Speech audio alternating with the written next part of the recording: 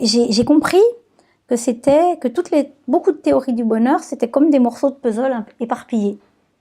Et puis après, quand j'ai interviewé, pareil, pas mal de personnes. Alors soit des petits interviews directs, soit en prenant parce qu'il y en a qui avaient écrit sur qu'est-ce qu'était le bonheur, enfin en relevant d'abord les définitions.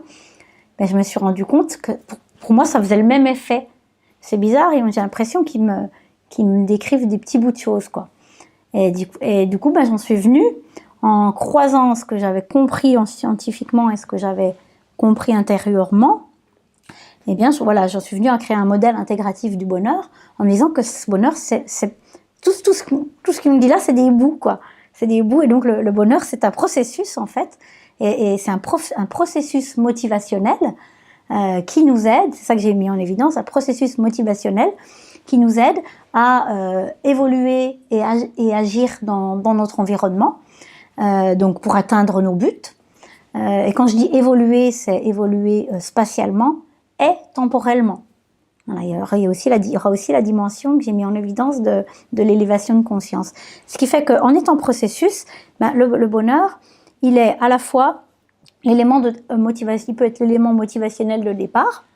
J'ai quelques exemples simples parce que ça serait trop compliqué de tout expliquer, mais par exemple, rien que, tu veux manger, rien que des fois de penser au bon repas que tu vas faire, ça te met déjà, tu vois, donc t'as cet élan déjà là.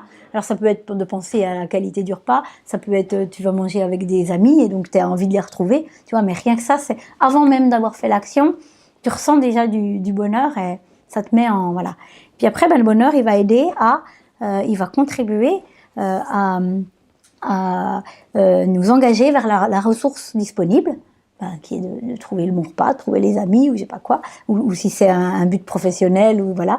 Il va nous aider à nous engager vers les ressources. Il va évaluer en même temps si la ressource est là ou pas. Donc si tu cherches ta ressource, t'as l'énergie pour ça, mais elle y est, tu reçois encore plus l'énergie du bonheur, parce que voilà, si elle y est pas, il y aura pas bonheur, c'est l'énergie négative, donc ça va, pour que tu retrouves le bonheur, faut que tu reviennes un peu en arrière ou que tu bifurques.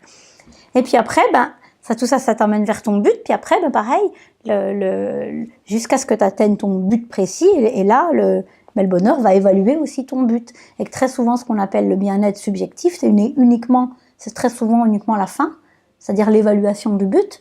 Tandis que le flow va être plus au début. Puis le bien-être psychologique, moi, je l'ai complètement décortiqué. Parce que il parle à la fois des besoins, des buts, il est à la fois chemin, voilà.